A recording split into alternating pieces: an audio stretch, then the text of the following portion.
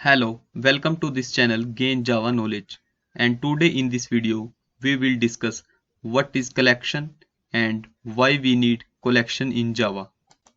So first we will discuss what is collection framework. Collection is a group of entity. So its definition will be if we want to represent a group of element into a single unit is known as collection.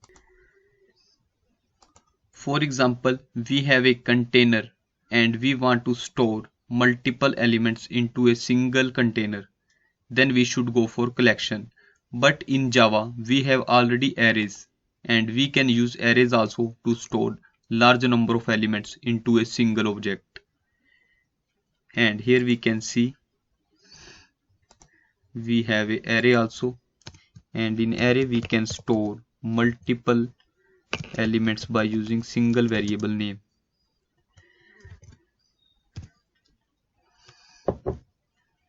And like this we can store multiple names into a single variables. Then why we need collection if we have already array? Because in array there are few disadvantages, because array have fixed size.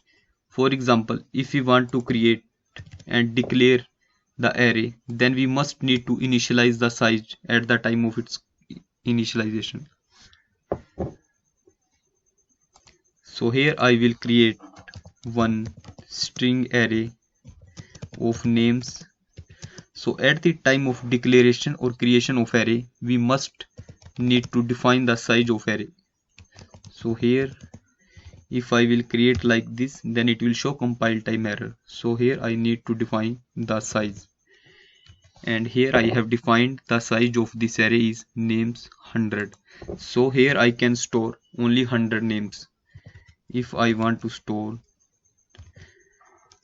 names at 0th index, then it will not show any error.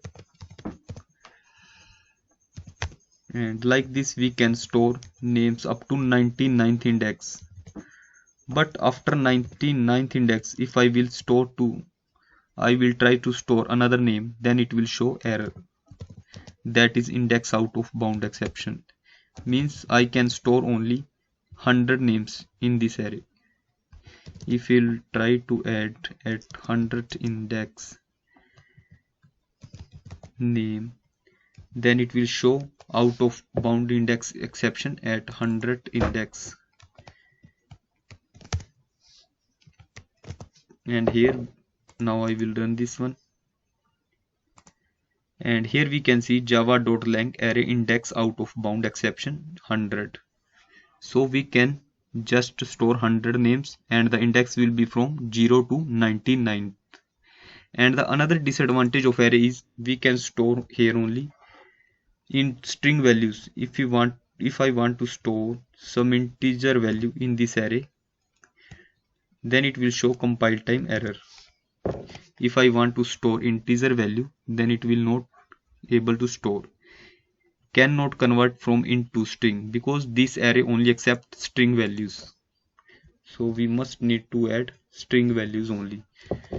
It means array have fixed size and array can store only homogeneous value. Homogeneous means only single type of object, same type of objects. And these are the limitations of arrays. Array is an indexed collection of fixed number of homogeneous data elements. This is the definition. And once we have created array, then its size will be fixed.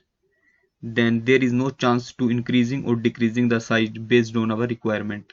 Hence, to use the array concept, compulsory we should know the size in advance, which may not possible always. And arrays can hold only homogeneous data elements, means only string type object can store by string of array. If this is integer array, then it can store only integer elements. So array can store only homogeneous data element. And arrays concept are not built on any data structure. Hence there is not ready-made function are available for array. If we want to perform any action like reverse the order and in ascending descending order of array, then we must need to write the code. there is no predefined API or function provided by arrays. So to overcome this advantage of arrays, collection framework came into picture. And these are the advantages of collection over arrays. In collection are growable in nature, hence based on our requirement we can increase or decrease the size. And we saw in arrays there is a fixed size of array. Once we have declared, then we cannot increase or decrease according to our requirement. But in collection it is growable. And collection can hold both homogeneous and heterogeneous elements. In array we can store only homogeneous element, but in collection we can store both homogeneous and heterogeneous elements. And every collection class is implemented based on some data structure. So here ready-made method support is available. If we want to reverse and want to ascending or descending order of elements, then we can use its predefined functions. So here we can see in collection that is growable in nature. For example, here I have created one collection class. Here I am using list. So at the time of declaration or creation of list object, there is no need to define the size. It is growable. And here I will use java.util list. Now I can store any number of elements like al.add any name I can store here, current. So here no size issue, it will automatically growable when it's, because array list have default size is 16. When it will reach up to this, then it will grow. And Rohit, and we can also store here heterogeneous data also supported by collection. So if I want to store integer element, then it is also possible here. So here if I will add 10, it will not show any compile time error. So array supports heterogeneous and homogeneous both data. So to overcome the disadvantage of arrays, collection came into picture. Now we will discuss what is collection framework. What is collection and what is collection framework? Collection framework contains list of interfaces, and there are 9 key interfaces supported by collection framework. These are the 9 root key interfaces, and this is the list of interfaces. 9 key interfaces of collection framework. First one is collection, list, set, sorted set, navigable set, queue, map, sorted map, navigable map. Because our collection framework is divided into 2 parts. One is java.util collection and second is java.util map interface. And these are the main 9 key interfaces that are in orange color. First one is collection, that is the root interface of all interfaces and classes. And this is the set, sorted set, navigable set, queue, list, and in map, sorted map, navigable map. These are the 9 key interfaces of collection framework. So first what we will discuss, we will start from collection interface. So what is collection interface?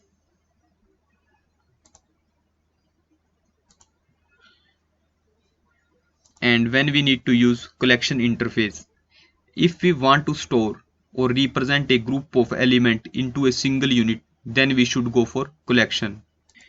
And in general, the collection interface is the root interface for all the collection framework. And collection interfaces defines the most common methods which can be applicable for any collection object. And in general, collection interface is considered as a root interface for collection framework. So it is a root of all the interfaces and classes.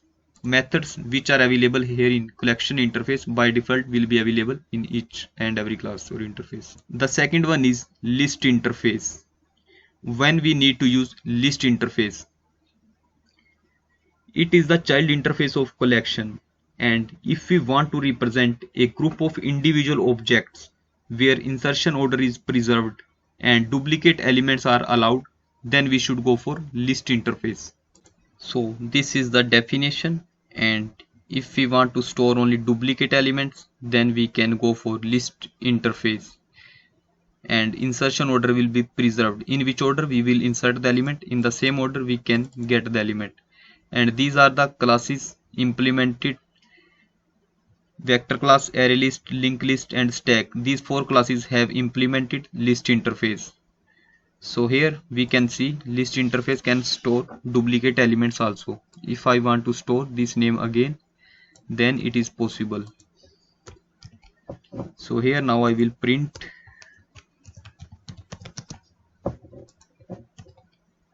names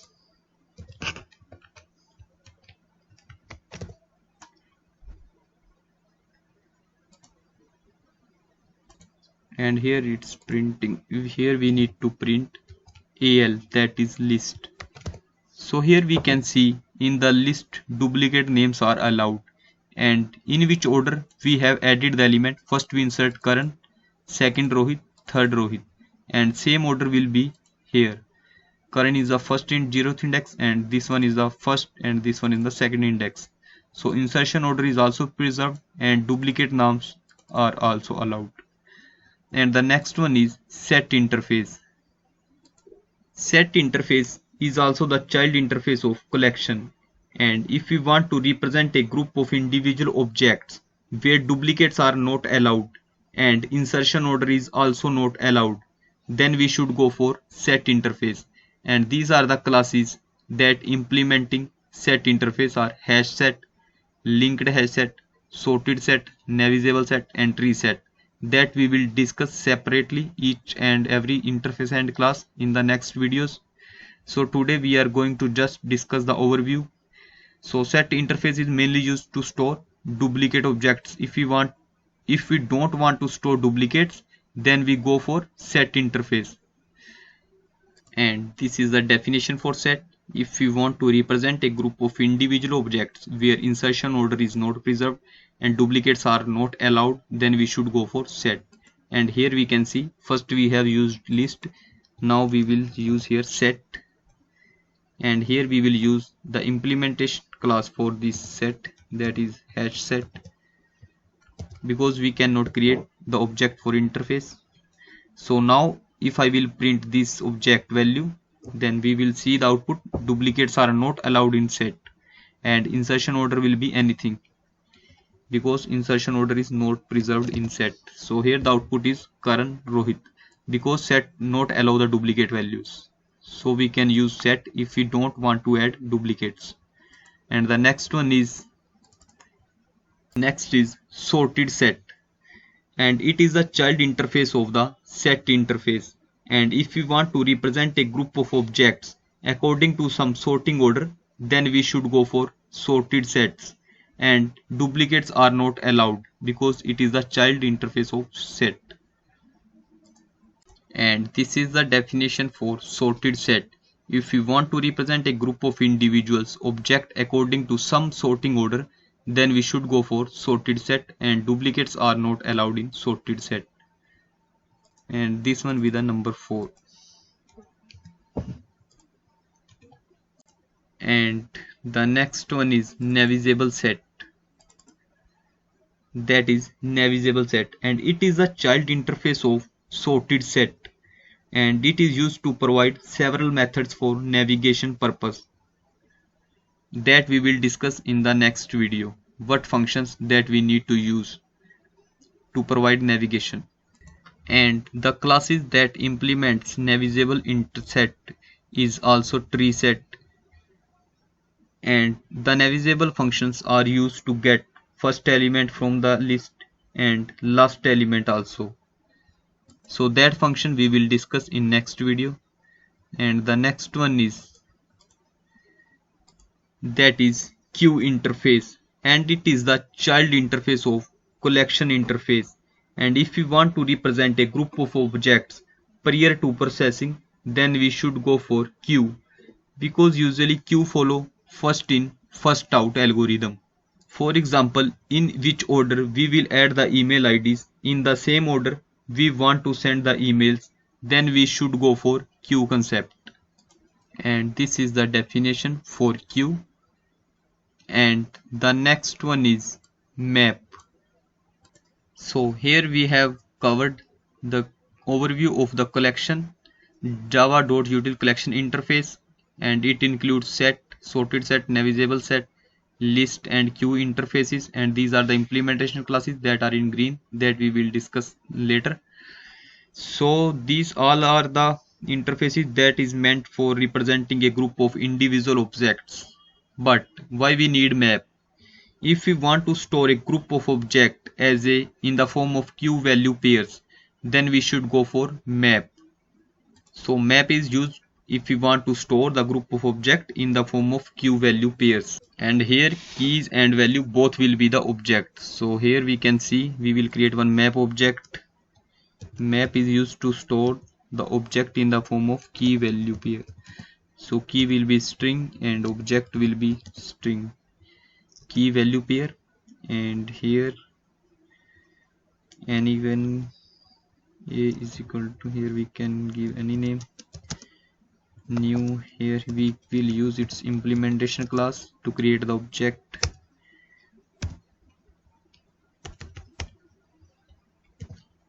So here this is the object of map that is used to store the object in the form of key value pair, and here we will use put function to store.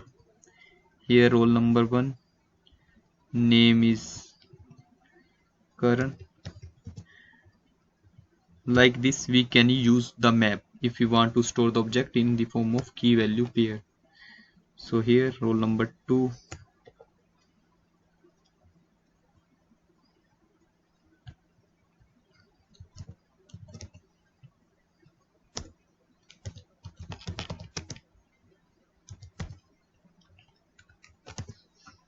and here we can see this is a list object that is the child interface of collection, and this is the map object.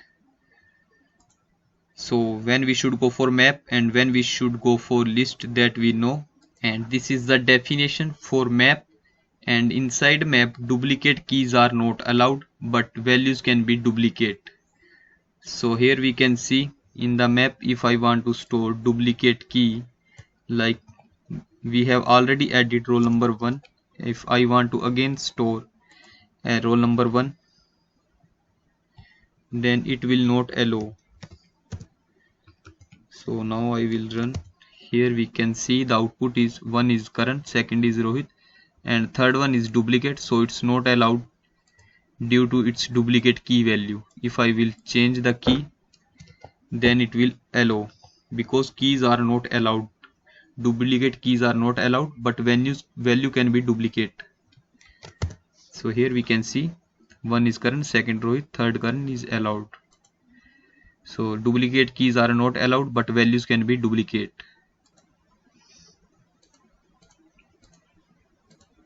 And the next one is sorted map.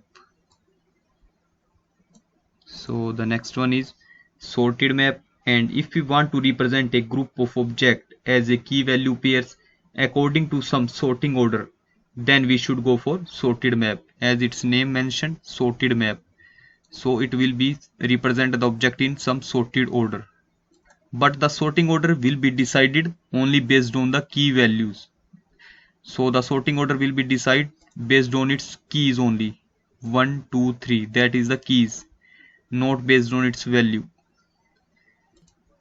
And this is the definition for sorted map. And the next one is navigable map. And navigable map is the child interface of sorted map, and it also provides some navigation functions that we can use, so that we will discuss later in next videos. And this was the complete overview of collection framework, why we need to use collection framework, and what was the advantages of arrays, and then collection came into picture. So in the next video we will discuss one by one each interface and its implementation classes. Okay, thanks for watching this video.